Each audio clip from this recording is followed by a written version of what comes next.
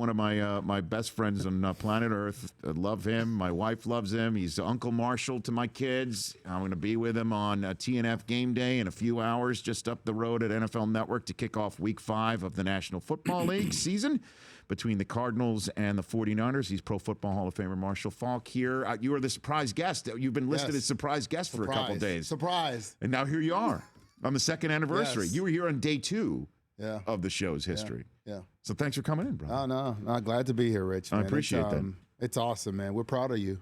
Thank you. We are proud of you. Is that the royal we, or are you speaking for No, others? I'm speaking for the people who work with you, the people whom have worked with you. Thanks. And the people that work with you. I appreciate that. Yeah, we are proud of you, man. This is hard work. You know what? I love it. I love doing this, and I love when folks like you and friends like you come here and pay a visit, and we can chop it up for those who want to listen or watch. Yeah. So what's I'll ask you first up what I asked Mayock last hour that he's like, wow, good question. What's been the problem with the Cardinals? What's been Arizona's issue at 1-3 so far, best you can tell? You know what?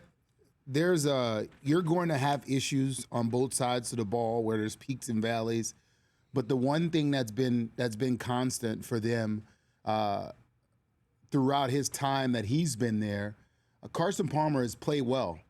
You know, he might have a bad quarter, but since that Green Bay game, he hasn't played good football, Rich. And I don't know if since the Green Bay game and then the Carolina game, if he's trying to right those wrongs, but he hasn't looked good. So is it possible, because Stanton's no slouch, is it possible tonight we see Drew Stanton come out and play in a more efficient manner than Carson Palmer and this team looks different? Here's the thing. Is it possible that if Drew Stanton comes out and he plays more efficient, does Bruce Arians stay with Drew Stanton? Yeah. That's the question. If this offense now, you see the ball down the field, the ball, those passes that you see are high or low, they're hitting receivers, the timing's back to this offense, Bruce Arians is going to have to make a decision. And like our game tonight, we have backup quarterback. I mean, this league is turning into a lot of backup quarterbacks. Do you play another guy that's a backup quarterback? Can he get you wins? Because we know that's not an excuse for losing anymore in this league. And so, you know, Stanton was a guy that the Cardinals, I'm sure, had teams knock on their door for because the starters have gone down other places and they held on to him. And now, obviously, this is a spot for him. So this is an opportunity that, because everyone's just assuming, okay, Palmer got concussed, and when he's ready to come back, he's going to come back. You think this could blossom potentially? Obviously, he hasn't even taken a snap tonight. Only into because something. Yeah, only because when a quarterback's playing well and he gets hurt, okay, you're just coming in, don't mess it up. Mm-hmm. When he gets hurt, he's our quarterback. When a quarterback's playing bad, he gets hurt. When you come in, oh boy, this is my opportunity right here. If I play well, how do you go back to the guy who was playing bad before he was hurt? Because he's the veteran. And in a way, okay, I know, you know, Osweiler did get a little banged up at last year, that I think the Broncos made a specific choice. When we're going into the crucible of the playoffs, we're going to go with somebody like Peyton Manning. Doesn't matter what his arm's like, neck up, there's nobody like him, and we need that when the chips are down because everything changes. That's why I'm wondering, Prescott, Wentz, all of these guys. Let's back up, Rich. If Osweiler had not had the first half of the game that he had, was it San Diego? Yes. If he had not had that game, I don't know if they would have went back to Peyton. I think that was week 16 last year when it was time to try and secure that 1 seed, and Osweiler was not performing well at all. Peyton came in, did a few checks at the line, and all of a sudden the running game opened up. And if that had not happened, I believe Osweiler is still their quarterback. I don't know if they win the Super Bowl. I think he's still their quarterback right now. So what is it? I mean, because this kind of also plays into what we saw last night at the NL wildcard game, and we're going to talk about with Jack Mars, big game moments, big game pitching here. That's where, because we talked about it with Mayock, he said, we haven't really turned a corner yet. He's not ready to say we've turned a corner yet on finding more quarterbacks for this league to play efficiently. But it always seems that no matter, Eli lost his first playoff game. We can go down the list of guys who won Super Bowls to lose their first playoff games because it's always that. I mean, that's why I'd have to think in the back of my mind here that Romo, when he's ready, Carson Palmer, regardless of what Drew Stanton does, so on and so forth, with everybody else in this league, with all these kids and first-time quarterbacks that are doing well. Yeah, but there's sometimes those demons, you can't get rid of those demons. And a young kid, you could just put them out there, and they don't know. They don't know what's out there. You could just kind of lead them. Just go play. You could take a young guy and just say, go play. He doesn't know that the moment is this big. He doesn't understand that, wow, my time is running out. You know, when Tom Brady got thrown into the fire, he just went out there and was trying to win a football game. He didn't know if it was going to be his last playoff game or not. He had no idea. I mean, Belichick could have easily went back to Drew Bledsoe. So sometimes you just got to give a kid a chance and see what's going to happen, because you put that guy in who has those demons. And I hate to say this about Carson Palmer, but boy, in that game against Green Bay, he did not look like the quarterback that we saw throughout the regular season, Rich. And then certainly against Carolina. I'm not going to even go. I'm not going to even get in Carolina. I'll give him the finger. They say his finger was hurt, but against Green Bay, man, that ball was flying everywhere. I thought that just for the radio audience, you were holding up your index finger. That was not the finger you gave Carson Palmer. Okay, yes, just want to make sure that I described which finger was actually being held up for you right there. Is that my index finger? That's your index finger. Okay, yes, good. That is your number one. I don't know my fingers. Your number one. But what was your first playoff game like? Were you overwhelmed in a way, or was that the captain comeback years, Harbaugh? It was. So my first playoff game, it was epic, Rich. And I was comfortable because we played the Chargers in San Diego in a stadium that I played in many a times before. And I mean, I had a couple of carries. I got hurt in the game. I somehow, some way, I got pushed down and I hurt my knee. But I mean, we were off to a great start, and then we went on a really good run. But for whatever reason, playoff football to me. It was like I was comfortable with it, because that's kind of how every game was to me. I felt in that manner, like, you know, I got to be perfect in this game. So a playoff game was like that. I was trying to play the perfect game in a regular season game, and it you know, I studied. I didn't put any more added pressure on that game than I did any other game. So when it all comes down to it, it's just maybe neck up when it comes to a playoff game, that you need to have a sharper diamond in between the temples? The only time that the NFC Championship and maybe my second Super Bowl, the two NFC Championship games I played in, I could remember thinking to myself the type of games I needed to have for us to like have success. And I had to kind of get out of my head and just play the game. Like, I have to play this game play by play. I can't play this game ahead of the game, because you want to do that. Which was the one where you came out of the tunnel? Tell that story where you come out of the tunnel and you caught yourself because you were out of breath. That was my first. That was the first Super Bowl. That's the first Super Bowl. We're in Atlanta, and you know, I'm calm. I'm ready to play this game. I'm excited about it. And come out of the tunnel, and I'm the last one to come out of the tunnel, and I'm normally reserved when I come out of the tunnel, but I'm hyped this time. I'm like, I've been waiting for this my whole life, Rich. I've won in basketball, baseball. You know, I've won in track. I've never been in first place in football. I never won a championship in football. So this is it. At the grand, I'm in the NFL. I get a chance to play in the Super Bowl. Man, I ran out of that tunnel. I'm excited. I'm hyped. I high five everybody. I get to the end of the line and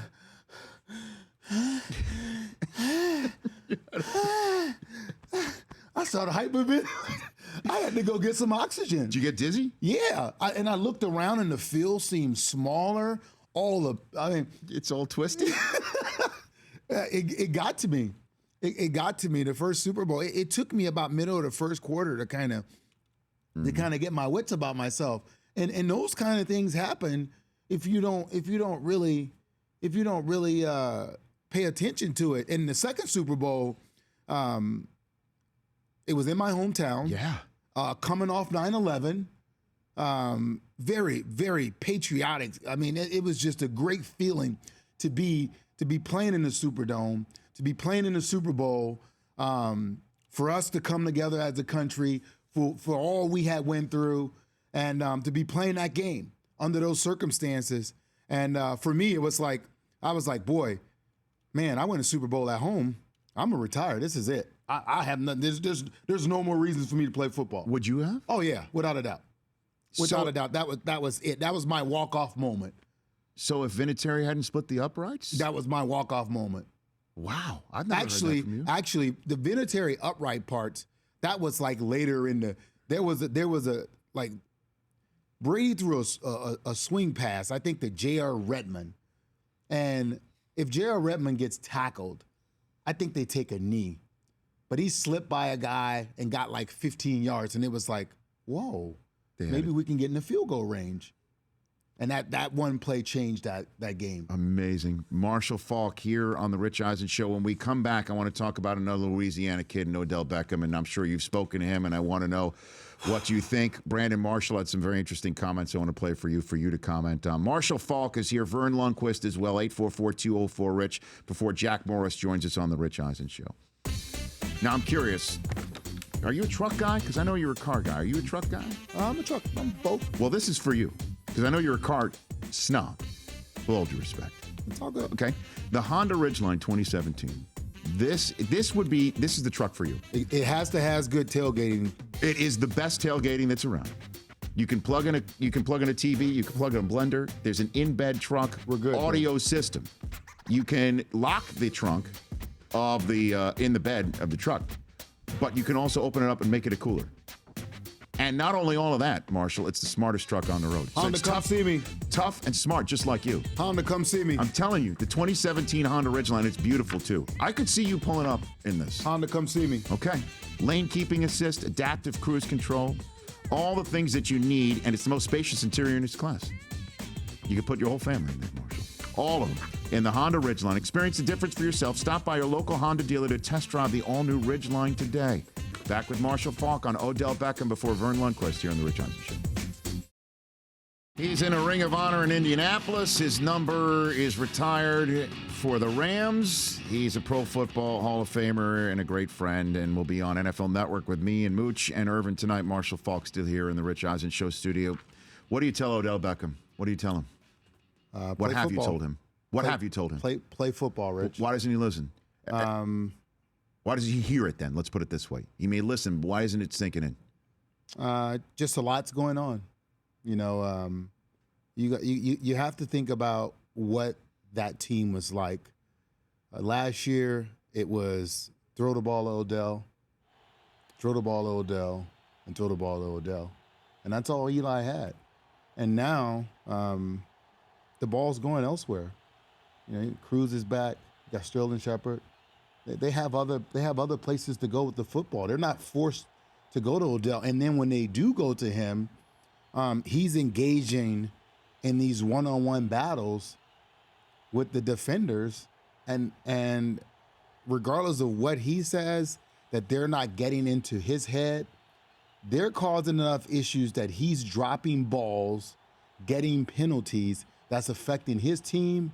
So, in essence, it's getting into his head. So, but he's smart enough to know that, though, right? Or expect it, and to be able to understand when somebody says that you're playing into it, or as bringing it on yourself, as Eli says. When you're smart enough to know it, you address the referees before the game, and then you go out there, you play, and you let them police the game. That's it. That's all you can do.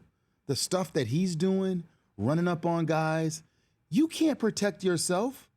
I don't think he understands the reason why we have all these rules for receivers is because receivers are vulnerable out there. And the way he is addressing defensive backs and doing the things that he's doing, he's putting himself in a situation that someone is going to take a shot at him. And that could be his career. So you need to be careful at how you conduct yourself on the football field. And it's the celebrity of the game. When you become a guy in this game, I always tell people, it's one thing when they circle you on the board and they say, that's good. When they put 2 circles around your name, that means you getting all the attention. He has 2 circles around. In opposing film rooms. Yes. Brandon Marshall had this to say, saying that the Giants need to do better by circling the wagons around him as opposed to what Eli said, it's bringing it on himself. Ben McAdoo said that he's a distraction at podiums. And Thomas George is reporting today that a couple of coaches told him that they may bench Odell if he can't get his mind right. This is what Brandon Marshall of the Jets had to say. You know, those guys over there need to be really careful. Like, you know, they don't need to be speaking out on their teammate. They need to keep that in-house because they could lose him, you know. And I'm being honest, like, they need to rally behind him and give him the support he needs and handle that stuff in-house, whether good or bad. Because whether they like it or not, he's the best player on that team. Coach coming out saying, oh, this, you know, he needs to do. No, that's the wrong way. You're playing with fire right there. What do you think, Marshall? Oh, listen, you're hearing it from a guy who went through a lot of this, and I subscribe to what he is saying. But you also you need to get him help, and in getting him help, he needs to understand that he needs help. Rich, okay, it was one thing when it was Josh Norman. All right, fine, but now it's happening with other defensive backs now. Now, I'm gonna say this: Xavier Rhodes is a good kid, and I haven't seen him get into it with no one. I didn't see anything wrong. Teams are gonna play through the whistle. That's just the game. That's how it is. He just has to stop reacting like this. So Odell raised it to a different level, not Xavier Rhodes. So what's the help? Psychiatric? I'm serious. I mean, no, what is it? It's understanding that you play the game in between the lines. You get a guy back by catching balls, making plays, not by running up on him trying to retaliate. Mm-hmm. That's how you get him back. Like, football is a physical game. Within the frame of playing, you don't have to like raise up on somebody like it's a boxing match. It's not MMA. You can play the game of football and get a guy back. You don't have to go run up on a guy and swing on him, catch the football, lower your pads, deliver a blow. That's football. Before I let you go, I know you're a baseball guy too. What'd you think of Bumgarner last night? Awesome, Rich. I mean, that's just to go back out there and finish that game the way that he did. Wow. I don't even know what to say. He amazes me time and time again. Ask him the poll question, Brockman, at richeisenshow.com and on the app. If Mad Bum never throws another pitch, is he a Hall of Famer right now? 100 career regular season wins, but all the postseason records that any pitcher could possibly try to rack up. Wow, that's a tough one. I would say, how many times has he won the World Series? 3. Yes. 3. Yes, without a doubt. 63% say yes. Agree with you. Without a doubt, yes. It's without a doubt. There you go. And last night, that was awesome. From one Hall of Famer to another, in that respect. you got to win one game. Hey, get a guy the ball. Hey, shut up. Not only am I going to win the game, I'm gonna pitch shutout. Shut up. And he did it against Pittsburgh. Winner go home in the wild card in 2014. You can't pay him enough. Pay that man. And Jack Morris is coming up on the show, and Vern Lundquist is joining us in just a minute's time. Thanks for coming on, Marshall. I'll see you up the anytime, road. man. Anytime. You're the man. It's my pleasure. At Marshall Faulk on Twitter and Instagram. What are you on Instagram? At Marshall Faulk Official. Okay, there you go. At Marshall Faulk Official on Instagram. The Rich Eisen Show, weekdays at noon Eastern on Audience.